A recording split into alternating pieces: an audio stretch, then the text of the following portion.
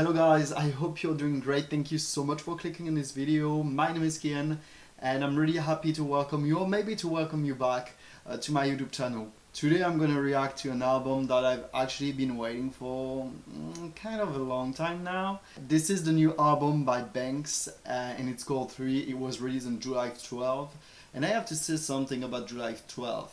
That day was blessed for music because we got the new album by Banks. We got the new album by Blood Orange, we got a new album by Big Crit, we got a new album by Yuna. I haven't listened to all of the albums yet, but I'm sure they're gonna be very interesting. They're gonna be, I don't know if they're gonna be good, I can't say that, but I've got a good feelings about all of these albums. Of course I'm not gonna be able to react to all of them, but really I just wanted to point that out, that it was a really blessed day for music, and maybe I'm gonna try to react, or maybe do like kind of a review that would be new.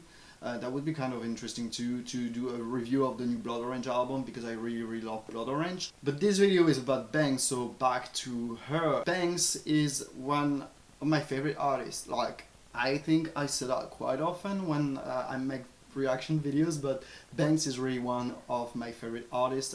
She's probably in my top 5, and it's quite interesting because 2 albums, Godless and The A.CHAL, were fantastic albums, but they took a bit of time to really to grow on me. Like, those albums really needed to grow on me, and now I love these albums absolutely equally, both of them. Like, I can't pick a favorite between those 2, and I think they're absolutely brilliant. So that's what I'm expecting actually for 3, so that's actually big expectations, but I know that it's probably gonna need to grow on me a little bit, so maybe I'm not gonna love all of the songs on first listen.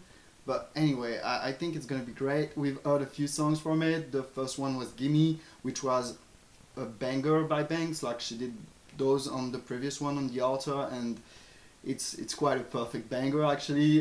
Then she released Look What You're Doing to Me, which are a bit more of a pop appeal, but still was really experimental. So I know that was kind of a controversial song for fans, so I'll have time to talk about this again. And finally we heard Contaminated a few days ago, so I didn't spend a lot of time with that song yet, but it's the kind of moody, dark, kind of melancholic songs that we know from Banks and that I personally love from Banks. So I'm really looking forward to listening to this album, and hopefully you're gonna enjoy that reaction video. You're gonna have some reactions of yourself to share. We're here to talk. That's really what I created this channel, to share our opinions about music, because that's what is so interesting about music, to have different opinions and to talk about it. And Banks, I'm sure, even if the album is not good, which I doubt it will be, I'm sure it will be interesting. We will have a lot of things to say. So now I'm gonna stop the talking and I'm gonna start listening to this new album by Banks.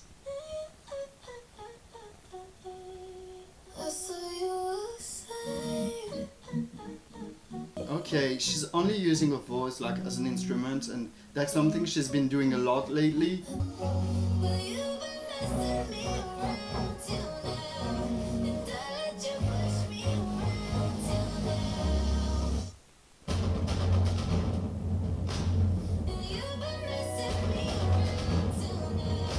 Turner, so it's the first song on the album, and it's quite interesting because on the previous album, The Altar, she's starting things off with Gemini Feed, which was a song that was really up-tempo, that was kind of actually different from her. Like, you could still hear that it was Banks, but that was kind of different from her. That was like one of the most, I want to say, pop song on the album. But here on 3 with Turner, it reminds me of the first song on Godless, which was Lullaby, and it was very slow, and it really was an introduction to the album.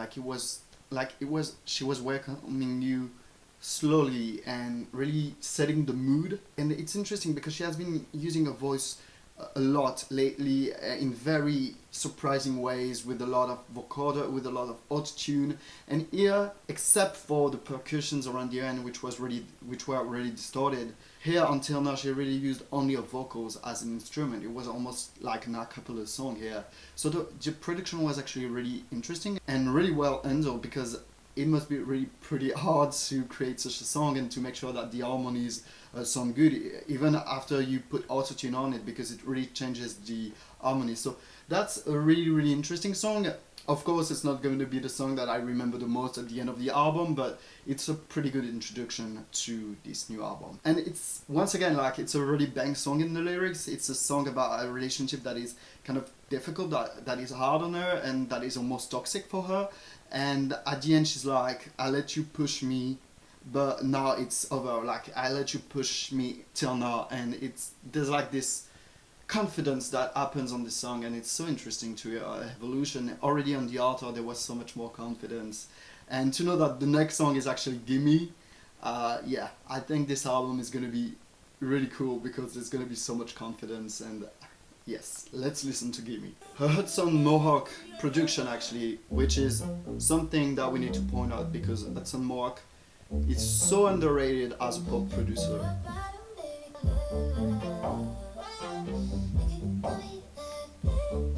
If you had told me like a few years ago that I'd hear Banks sing And You Can Call Me That Bitch on a song, on a Hudson Mohawk production, I wouldn't have believed you. But this evolution, I love it, and I really, really respect it.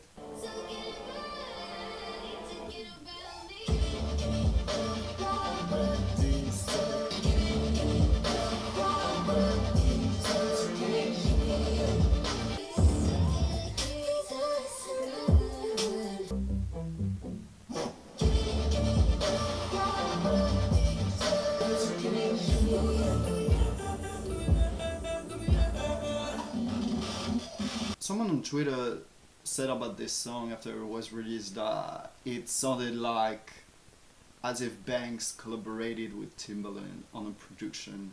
And since I've read that tweet, I haven't been able to unhear it because it really does sound like a Timbaland production, and I totally see what they were talking about. And I actually love it because I'm a huge Timbaland fan as well, so it's all good. But I know Hudson Mohawk produced that one, and he's a really, really great producer, and he has made music on his own. And if you haven't heard some of his music, really you should listen to his music. Gimme is a banger, that there's no doubt about it. It's pure and simple. It's a banger. It had to grow a little bit on me when it was first released. I liked it. I thought it was good, but I thought I don't know. Do I really, really like it? And yeah, now I really, really like it. It's a really great song. The production is. Banks use her voice in so many different ways, and once again, it's so nice to hear her so confident. If you had told me that she would say, give me what I want, what I deserve, with so much confidence, so much authority on a chorus and such a huge beat, I probably wouldn't have believed you back when I was listening to Godless. I'm really, really loving her evolution. It's so nice to see an artist that you followed for a few years be that confident. Knowing that she really struggled to get to that point, so I'm really happy for her, and I'm really happy to listen to the rest of the album. So that one is Contaminated. I've only heard it a couple of times, but I really like it. We're already slowing things down.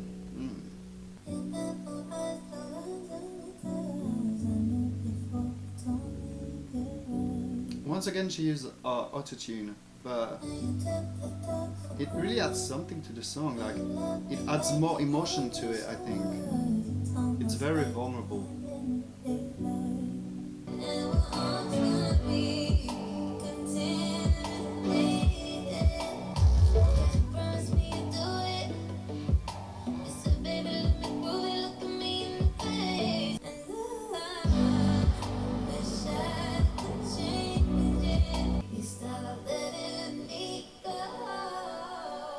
This one is really beautiful, but I really have to praise the production once again. It's stunning. It really starts as one of those moody songs that Banks do so well, and then the beat comes in and the production becomes so much more layered. I want to say, like, there are a lot of elements to it, and it's interesting because, like, the guitar or even the rhythm and some keyboards, really, if you took those elements out of the song and you only listen to those elements, that would be the elements that you think would work perfectly on a pop song that is really up-tempo and that is really light. So it's really interesting to hear them here in a totally different setting and with really different melodies, because it's a lot darker, and it's really great production here, and I think I'm gonna really like this album because I know she's not gonna disappoint me production-wise. And vocally, it's stunning once again. There's a lot of vulnerability. It's a lot more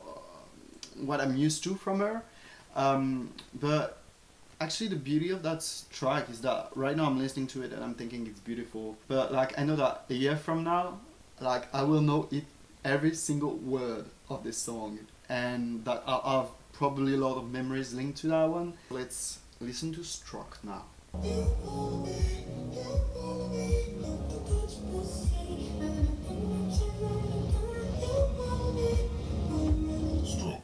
Whoa! Whoa, yes! Ooh, this is lovely! The instrumental, oh, really nice. Okay, so that was the part that was distorted at the beginning of the song. That was the chorus, actually.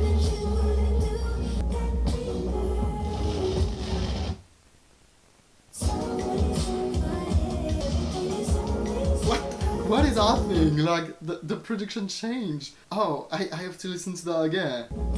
You have a very heavy bit.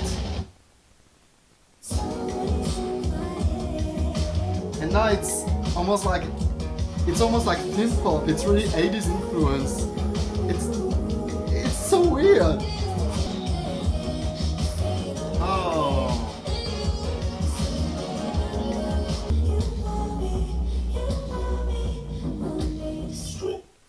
Whoa, nice, really nice. That song, I think this one is gonna be a grower because like I really enjoyed it on first listen, but I think this one is gonna like reveal itself to me like in the few coming months. But this song, I mean, the transition between the first part of the song that was really dark, once again it was a bit moody, and with those that really heavy bass and those percussions and those elements that were so distorted, like it almost reminded me a bit of A.CHAL Rocky's latest album, Testing, just a little bit mixed with something by The Weeknd, and Banks in The Weeknd I think have really a lot of similarities, which is for the best because The Weeknd is also one of my top 5 favorite artists. And then you had that silence in the middle of the song and the instrumental totally changed. It wasn't the same influence at all, it was a lot more synth pop, and it was so interesting because she kept the same melodies, she kept the same lyrics and everything, and the instrumental was really different,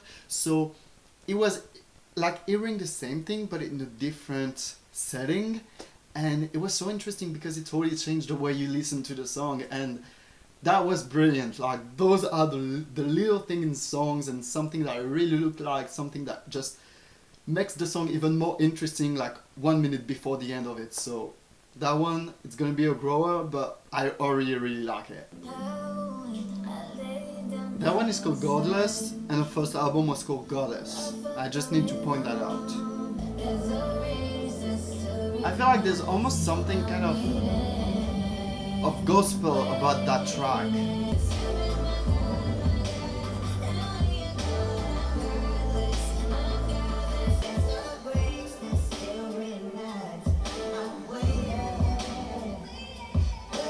Yeah, there's something that reminds me of gospel, especially on that bridge. Just listen.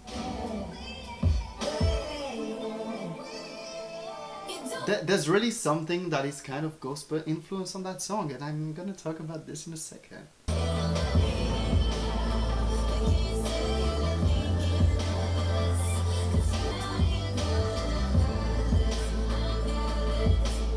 There's, I think, gospel influence to that song, which is kind of fitting because this song is called Godless, and even though you usually sing about God and how much you love God when you sing gospel, but it does make sense in a weird, twisted way. But I love how Banks can be weird and twisted sometimes, and I mean this as the biggest compliment possible. At the very beginning I thought, yeah, this has a gospel influence, isn't it? And then the second verse came in and I was like, maybe not, maybe I'm reaching a bit here. But on the bridge it was obvious that there was a gospel influence, but there was a lot of autotune. Once again, she was really playing with the voice. She didn't bring the core, which was actually good because that would have been maybe a bit cliche and wouldn't have fitted on the song. I really like it. It's like gospel, but make it weird, make it Banks, and I love when Banks is weird, so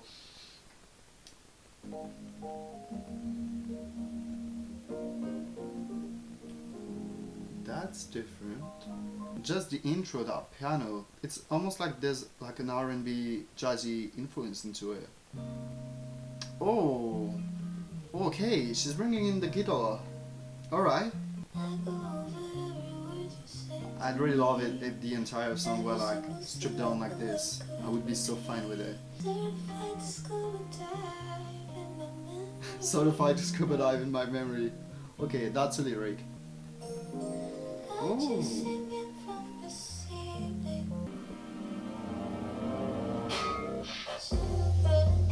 Okay.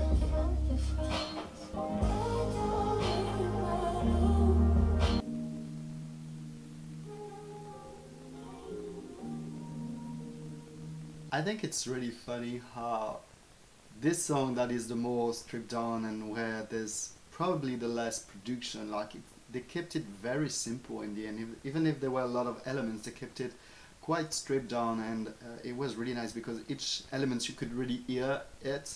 It's funny how this song ends up to me being so far the most surprising song. I just checked the credits and Buddy Rose produced that, and Buddy Rose worked a lot with Frank Ocean, which makes then a lot of sense that he produced that, and Banks would like to work with him, and I really like that. I hope he produced more songs on the album because that collaboration was really interesting there.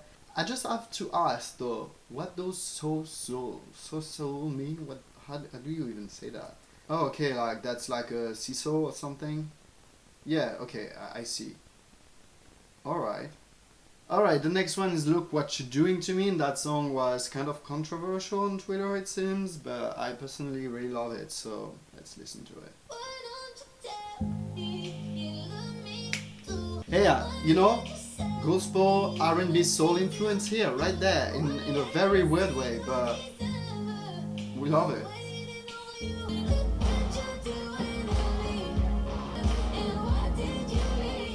Yeah, I can totally see like the gospel influence in that.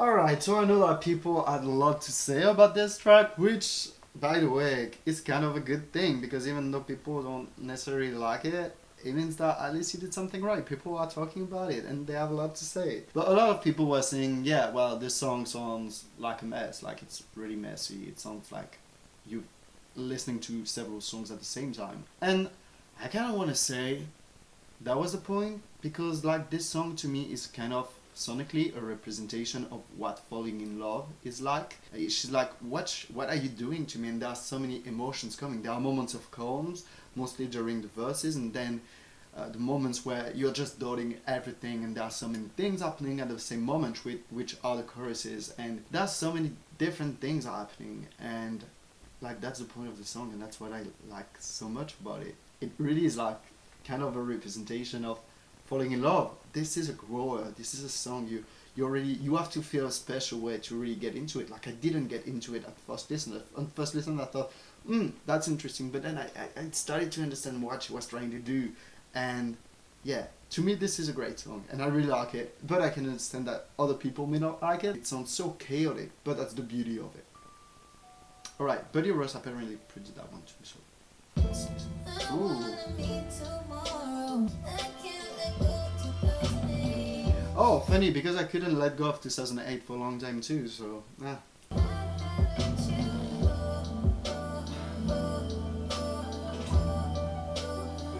The 90s R&B vibe here is so cute and so well executed.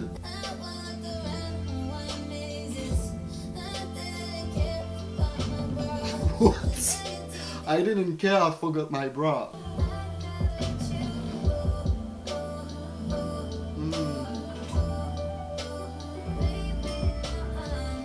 That little doom that we just heard, like this is so 90s. It reminds me of a song by Janet Jackson.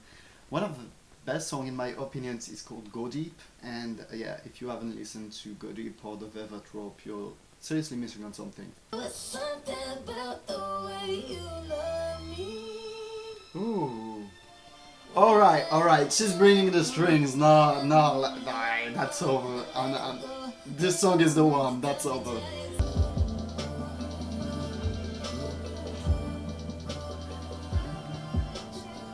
I think I've said everything about Hawaiian Mazes, but I mean, that 90s R&B vibe, I mean, it wasn't even a vibe, like, that was a 90s R&B song made by Banks. That was Banks' version of a 90s R&B song. This was lovely, like, it wouldn't be out of place on the Janet Jackson album, let's be honest, but that one, oh god, I am an R&B fan, so this, and I mean, fuck, she brought strings at the end of the song, and if you put strings on the song, I'm gonna love it. Like, I am really a simple person. Like, I love strings on a song. It always does its thing on me. It was brilliant, like, really beautiful. I don't think I have much to add. Like, I think Betty Ross just became one of my favorite producers at the minute. Like, this was stellar.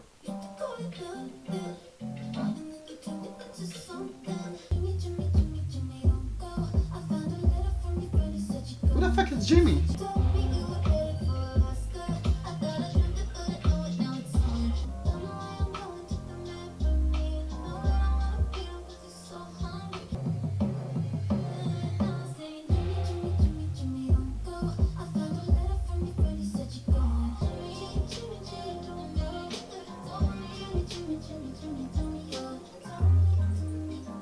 It's different, like it's really different from what Banks used to do.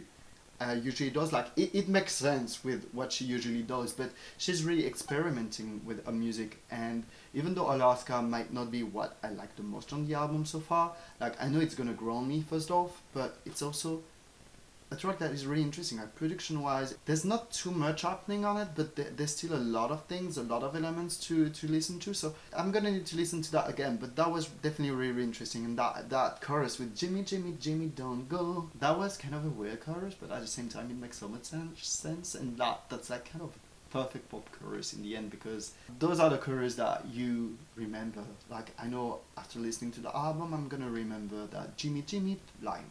You thought you found what you wanted in the propaganda. I think it's something about you, something about this situation. There's a moment in my life, and I'm all fucked up. I thought you'd be the one to save me, baby. To save me, baby. Something about this situation. Can't save myself.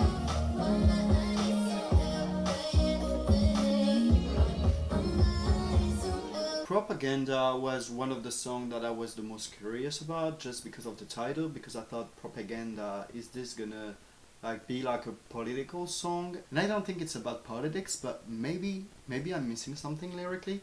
So if you have a take on this song, please go ahead. I feel like it was more about, once again, kind of a toxic and kind of bad relationship for her. Musically speaking, that song kind of reminded me of Begging for Thread. For some reason, it reminded me of that. It was more on the pop side of thing, and Begging for Thread, I know that's like one of the biggest song. I know a lot of people love that song, and I mean it's a good song, but personally, like, that's one of my least favorite. It's not necessarily what I really want to hear from Banks, but I like that she's doing this, because once again it adds something different to the album. It's her trying something new, so I really appreciate that side of this song. And yeah, it's probably maybe gonna grow on me like the rest of it, so we'll see. But the last chorus, where she like sang the chorus once again, but really poured hard into it, like you could hear it, that was a nice touch. You should be thanking me for giving me what you never afforded. Oh yes. Is that a harp or the old guitars, like a sitar? Is that how we call it? A sitar? Whoa!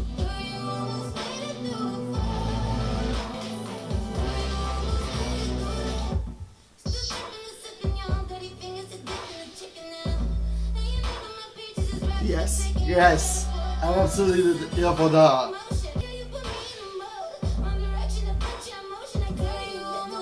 Yes, that's what I needed. I needed Banks as a rapper. Like I really needed that on that album. I mean, I didn't know I needed it, but yeah, I needed it.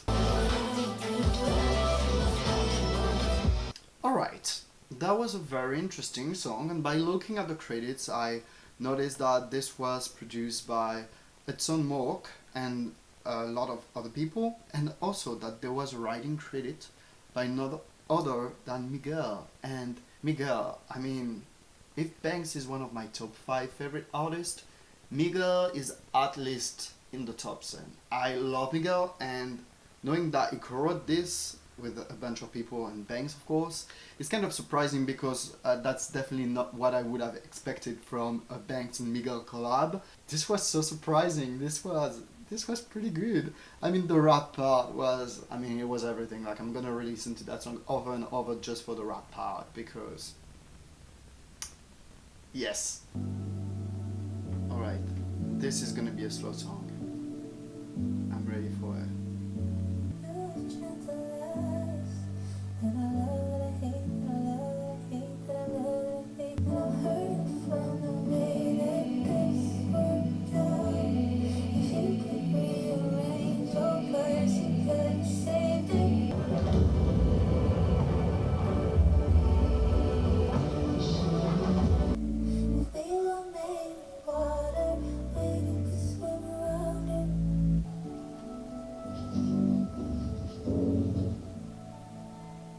Well, this was a truly beautiful song, and I was waiting for the ballad of the album, and this one did not disappoint. It was really, really beautiful.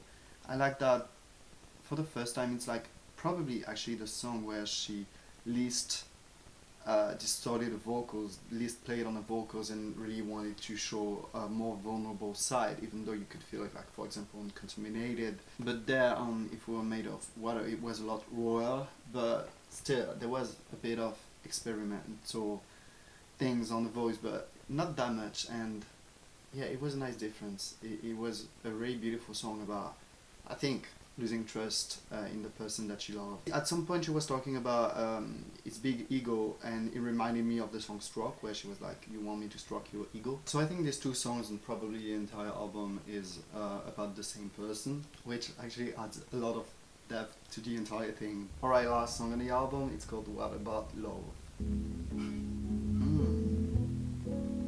Alright, I'm getting that R&B vibe, that soulful vibe for the last one.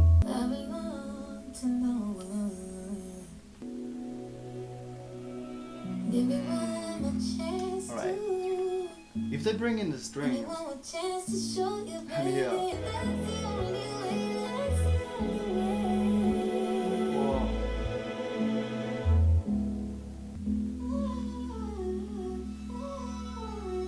Yeah, I can totally tell that this is the man who produced songs for Frank Ocean. I mean, there's definitely a Frank Ocean vibes here, and I like it.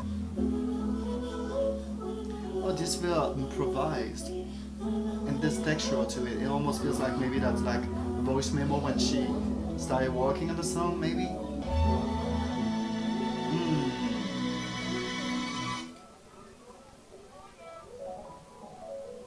So What About Love was the last song on the album, and it was a beautiful conclusion actually. It just made a lot of sense in my opinion. It was once again a lot more stripped down, maybe because Bedros produced it, and I actually noticed that one of the co-writers was A.CHAL, and A.CHAL is a really good R&B artist. Like if you don't know him, you really should check his music. He's really good, and that would have been actually a very, very interesting collaboration here, like to hear both of their voices on that track. But yeah, it was a lot more stripped down, and it was a nice conclusion to the album. I felt like there was a lot of light here, and actually I thought on most of the album, this is something different actually. Because even though Banks had some up-tempo song on her previous records, it never felt like there was a lot of light. And here there was almost a sense of calm and kind of peace, especially on What About Love. So this is something about this album that I really liked. This is definitely an evolution, and there's a lot of growth. So yeah, I think that's how I would sum up 3. It's clearly an evolution. It starts at the beginning with songs that are a perfect sequel to the author. It's Banks at the best, especially on Gimme. I mean, till now, that's also something that she does really well, to set a mood and to take the listener on a trip and to be like, okay, this is gonna be a journey, come with me, and slowly setting the mood. And this was a beautiful song, actually. I really like till now when I think about it. And then Contaminated and Stroke and even Godless were songs that I don't want to say was something that we've already heard from Banks, but it felt familiar. But then on Stroke, there was that moment where the instrumental totally changed, that there was a totally different influence that reminded me of the 80s and synth pop. At that moment, the album switched in a totally different direction than we went on Godless, which was still a very Banks track, but where there was like that weird and very surprising gospel influence that became even more obvious and so soul. I'll never be able to pronounce the name of that track. And then on Look What You're Doing to Me, and then it really felt like she was experimenting a lot more with the music and she was trying really new things. And I mean, it's obvious in Look What You're Doing to Me. The second part of the album was like a totally new Banks that was a lot more at peace. I think this album is gonna be exactly like the previous ones. It's gonna be perfect to me in a year, and as I've said before in this video, I can't wait to live with this album and to create memories and to find out what Banks was talking about. Once again, I need to praise the production for sure, like brilliant production all over this album. I really enjoyed the album production wise. It was stunning. I also have to praise how Banks played with the vocals here to give us something totally new. And I think it was important for her also as an artist, as a singer, to do this. And of course the evolution, because it's so nice to see an artist, and especially a person that you've followed for a few years, to have this evolution, to become this woman who's so confident and who is able to say, you can call me that bitch and give me what I want, what I deserve. Like, I mean, this is something that in my opinion, is really beautiful and that I really appreciate. Alright, so now time for me to pick my highlights, that is to say the songs that I thought were the most memorable on this album, on 3, after a first listen. And the first highlight that I'm gonna pick is probably, I mean, the song that took me the most by surprise, that is to say Hawaiian Mazes. This one was honestly stunning, and Buddy Rose definitely did such a good job on the production here. I mean, really, the production was stellar on the entire album, but on that one, the pianos, the strings, the little elements here and there, absolutely a beauty of a song production wise, and everything really great track.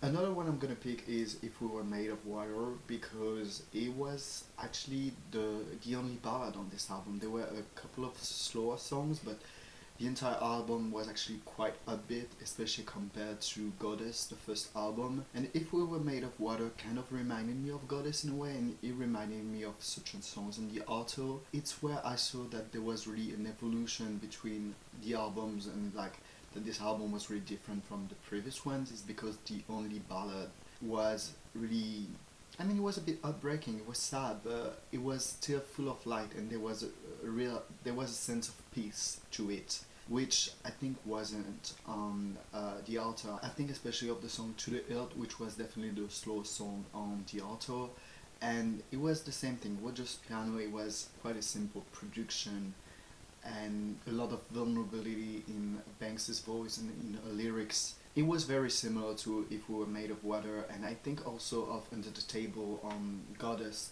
And those songs were extremely, there was kind of a pain, there was something a bit dark about it. It was really heartbreaking, and even though If We Were Made of Water was sad, there was something a bit more positive about it. I don't know if it makes sense, but to me it's crystal clear, but hopefully you'll get what I'm trying to say, and maybe you will feel the same way about it. And finally, my last highlight for this album is gonna be Stroke, because even though I love Gimme, and even though I love Contaminated, and a lot of other songs on the album, this one I think is really gonna grow on me, but I think also this one was so interesting, like production wise. It mixed a bit of the old Banks, I hate to say this about an artist, but it mixed a bit of what we knew from Banks with something totally different, and I think it was such a turning point for the album. And also there are so many different elements in the production and the way they used Banks' voice and distorted it, that I think yeah, I think this one is definitely an highlight. Alright, so now it's your turn. Please tell me what are your highlights on this album. What are the songs that you are immediately drawn to? What are the songs that you love? What are the songs that you don't really like? What do you think on Look What You Were Doing to Me? Because that one was a controversial one. I personally love it, but maybe you don't, and maybe you have something to say about it. Just say whatever you want to. I really want to hear your thoughts about this album. There's just so many things to say about it, I think, so I'll be really looking forward to your ideas and to your thoughts and your reactions. Also, I would like to thank you because I've just hit 100 subscribers on my YouTube channel. I know this for a lot of people it may not seem like a lot, but I'm really happy to know that there are so many people that actually watch my videos and that want to see more. So please tell me what you'd like to see next. I'm gonna try to do new things, not just reaction videos, because those are fun but take me so much time. But also I want to do different things. I don't know, if you have any ideas, please tell me. I have actually recorded a few videos that I have to edit, so hopefully I'll do that soon enough. But in the meantime, I hope you've enjoyed that video and I hope you have some suggestions. And yeah, thank you so much for watching this video, and thank you so much for the people who follow this channel and to the new ones. And yeah, thank you, because it really means a lot to me. I'm really grateful to have this conversation with you guys, and hopefully it will keep on going and it will keep on growing. So thank you very much for watching this video. I'll see you next time, but in the meantime, take care, guys.